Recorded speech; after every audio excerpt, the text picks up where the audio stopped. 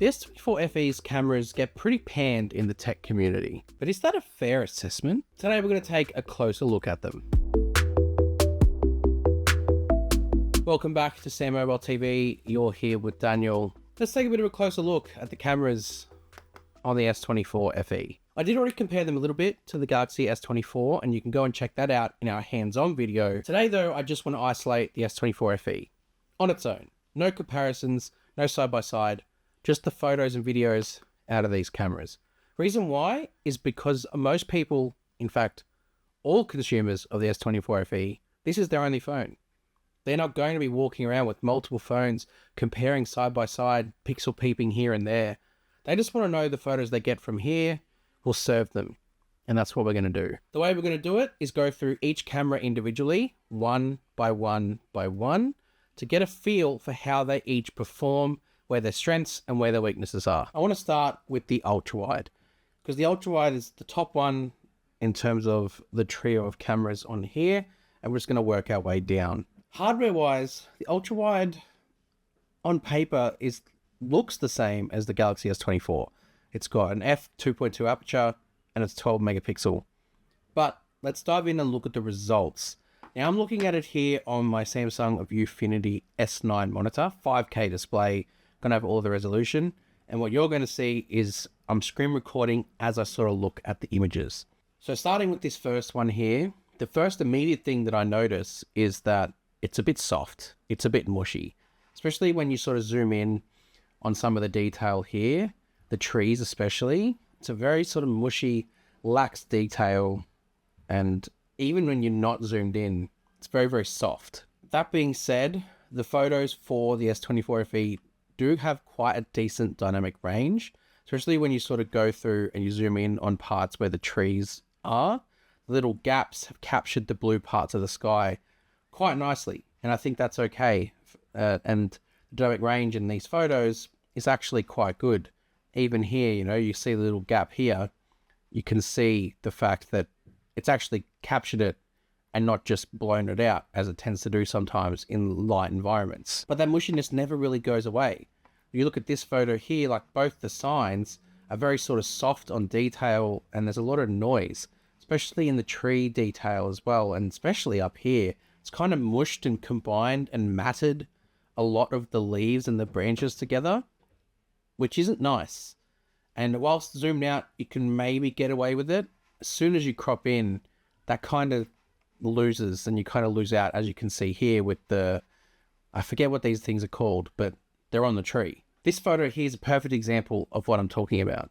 When you zoom in on this area here, it's kind of like it's trying really hard to separate the two sort of shades of green, but it just doesn't do a really good job of it. It's too distinct, it's too contrasted, and it loses all the details. And then in the foreground here with this sort of puddle of mud, again, it's very, very soft and almost becomes like a watercolor painting. And it's not really pleasant to look at. Even from a distance, you really notice that as well. That distance is what most people will probably look at the photo through. Like, you're gonna stand here and look at this photo and not really pixel peep.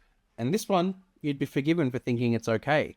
But again, as soon as you start to sort of get in closer on this grass area, it all goes away. And it's okay and serviceable for the quick ultra-wide shot of a scenic view. The second you want to try to do more with it, it's gone. Moving in now to the wide-angle camera, the 1X. From a hardware perspective, this 1X camera is exactly the same as the 1X camera on the S24. Physically, no difference. It's got an f1.8 aperture, 50 megapixel main resolution, which obviously bins down to 12, and it also is the same sensor size, 1/1.56 sensor size. So it's decently sized as well, and we'll get into that when we look at the results. Speaking of the results, some of the photos I took with this 1X camera were actually really nice. I really like the way it does actually bring detail out. So whilst this one here with pointing into direct sunlight, it's probably not the best example of what I'm talking about. As soon as you start to sort of cycle through, especially compared to the ultra wide, you notice immediately more detail and better separation of detail. It's not mushing them all together and matting them all together. It's actually a lot nicer. And this one here is the perfect example of what I'm talking about. The trees, you actually can see the leaves separated and they're not just one big sort of blurry mess. The dynamic range is good. Again, you can still see sort of poking through the trees, the blue sky, which is exactly what dynamic range is meant to do. It doesn't overblow that. Although over here, you do kind of see a little bit of highlight overblownness. It's not a technical term in the building, but you can still see the building. So that's something. This photo here is a great example of the detail being preserved, especially in the signage. You don't lose the detail than what you did with the ultra wide. Now, obviously it's got a bigger sensor and 50 megapixel resolution that bends down with much larger pixel size, but still, you know, up in the top here, you can actually see detail and it doesn't just become one big mush. And this is another great example, especially in the grass. It doesn't become like a watercolor painting. I also tested the 50 megapixel resolution with the S24 FE. When you actually look at the two photos, this is 12 and this is 50, you can see a considerable difference in the dark parts of the photo. The 12 megapixel is sort of contrasty. It's keeping the shadows sort of darker.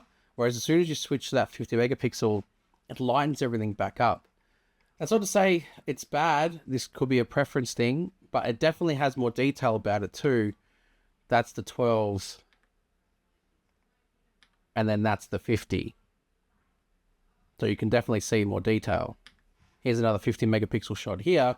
And again, everything is kind of a bit lighter than what it would have been had it been 12 megapixel. Something I really like too, I mentioned the sensor size, is that it's quite a large sensor, I guess, maybe not in today's terms for smartphones, but for this sort of price point, you're getting a nice sort of natural depth of field.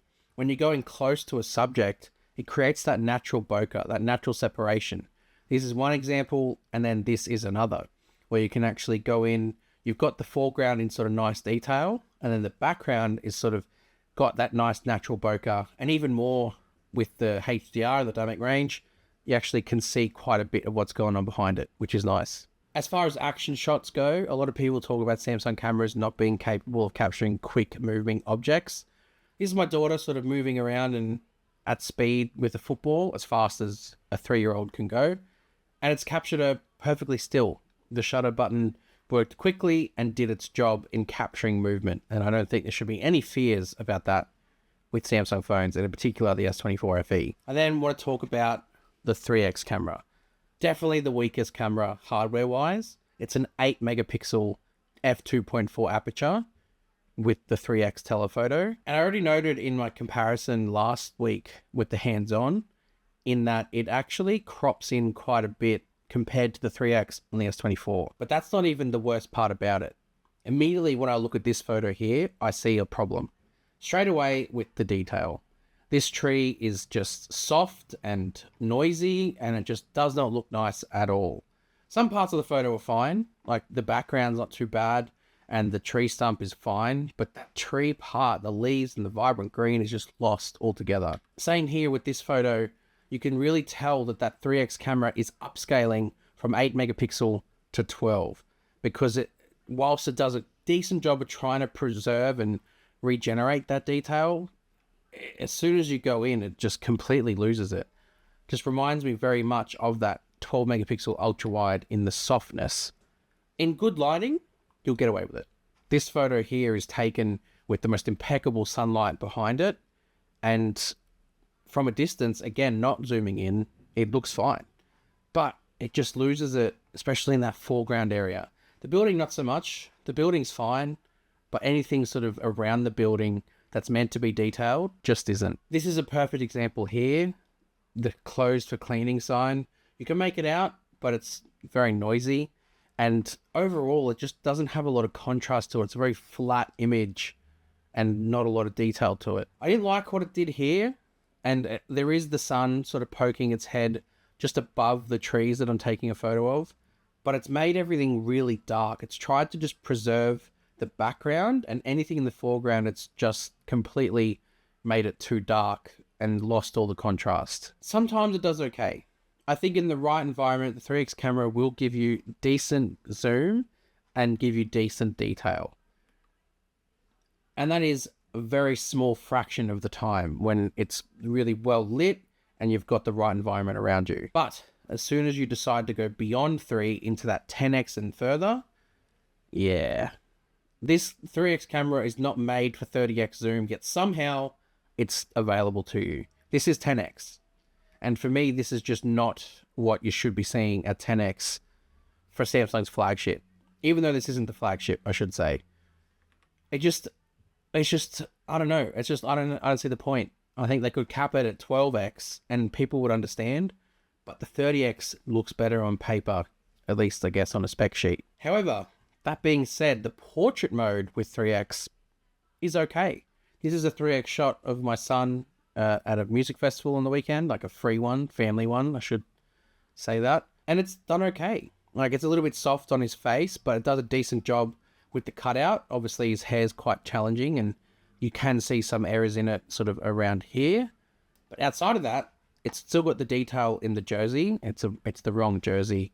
It should be messy. He does have a messy one. But it does sort of keep the basics of a portrait photo, and it is quite visually, aesthetically pleasing. So I think that's okay. Now for video, it's almost the same story. Video from the main camera with 4K 30 is very good. It's stable, it's got good colors, it's got good detail, it's got good dynamic range. You can see that for yourself here along the different types of shots I was capturing. It's really good. Using any other camera though, same fate as the photos happens in video. The ultra wide is very mushy and soft on the detail. The 1x, as you can see as I'm sort of progressing through, is great. Then the second you hit that 3x, I don't know what happens. It's soft on focus, soft on detail, and the stabilization just goes through the window. And there's really no point going in any further beyond 3x to 10 or the max zoom because you just lose everything. The other video resolution to test was 8K30, and it does a really good job in resolution and detail as well.